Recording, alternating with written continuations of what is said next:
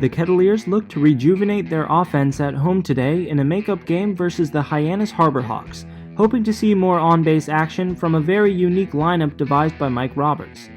However, the Kettleers found themselves far from the start they wanted, as the Harbor Hawks jumped out to an early 1-0 lead in the second on a sac fly from Hunter Goodman, and Cotuit couldn't match it, going 9 up and 9 down through the first 3 innings.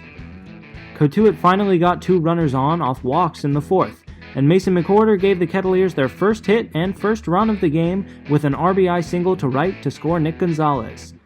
And in a week where we will soon celebrate the independence and freedom of our nation, Parker Chavers stepped up to the plate and delivered some freedom of his own, freeing a ball from the confines of Lowell Park as he launched it to right field for a 3-run shot and a 4-1 Cotuit lead. And that's a 3-run bomb to open things up in the bottom of the fourth. Cotuit 4 and Hyannis 1 in the blink of an eye. And that's right in a lefty's wheelhouse, down and in. A pitch you can just lift out to the shallow part of right field there, and a blast from Parker Chavers right over Hyannis' bullpen. With that, the Kettleers got on a roll, turning 2 in the top of the fifth to keep their lead locked up tight, and widening the gap with more runs in the bottom of the inning, including one on a double to the center field wall by Casey Schmidt, and another on an errant throwdown attempt by the Hyannis catcher that let the runner trot home from third.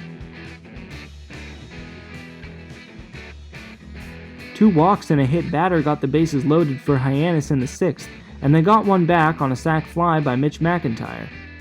The Harbor Hawks would get one more back in the seventh on a crowd-silencing solo home run by Brooks Carlson to lead off the inning, making it 6-3 Cotuit.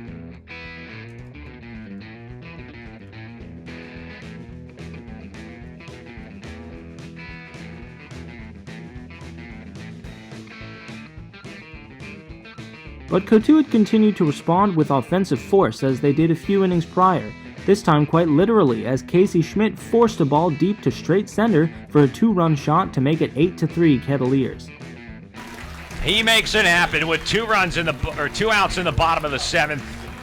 It's a 2-run blast, second home run of the day for Cotuit, and that puts them with a 5-run gap over Hyannis, 8-3.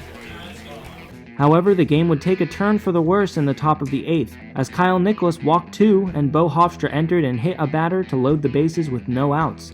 Hyannis would finally strike back with some clutch offense of their own, starting with a Hunter Goodman single that scored 2. Next, Chad McDaniels would smack a ball toward Parker Chavers, who dove but couldn't make the grab, leading to a double for McDaniels and 2 more runs for Hyannis.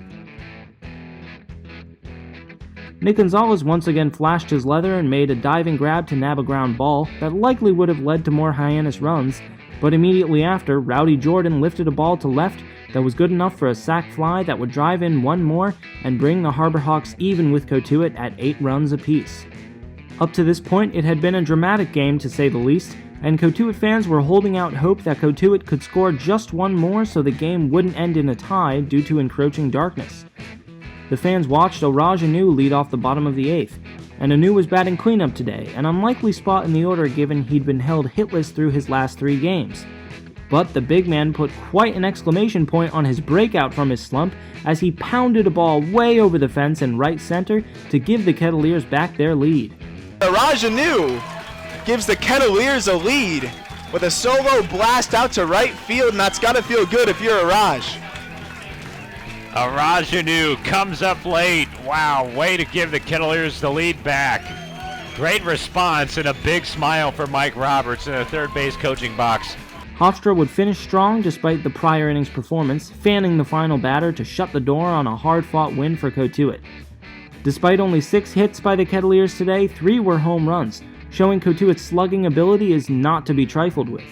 Zach McCambly, the day's starter, pitched a solid 5 innings, giving up only 1 run, but Cotuit's relieving corps has been shaky, giving up a lot of walks, so they'll need to keep working if they want to shut down Cotuit's opposition. The Kettleers will be at home tomorrow for a game against Bourne, the first meeting between the teams this season, with the division lead still in the Kettleers' sights. We spoke to Coach Roberts and Oraj Anu post-game, and we ask you to check out the separate video of our time with an emotional Coach Roberts after the game. The link is in the description of this video. With that, I'm Jacob Cohen, signing off for the Cotuit Kettleers. So Raj here had probably the hit of the season so far for the Kettleers in the bottom of the ninth. It was tied 8-8, and he came up first batter, I believe, of the inning. Got down early in the count 0-2. I believe it was 2 off-speed pitches you saw first. Then you fouled off a fastball. Then finally took the off-speed pitch deep to right field.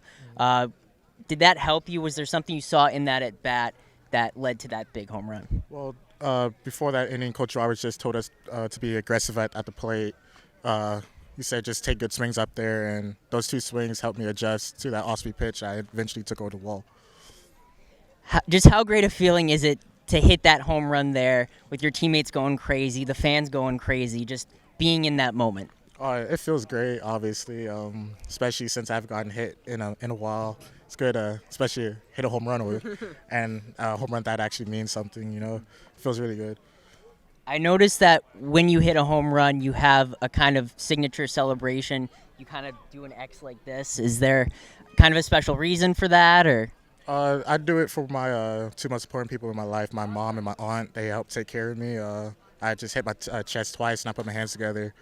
Just recognize them. I wouldn't be here without them. And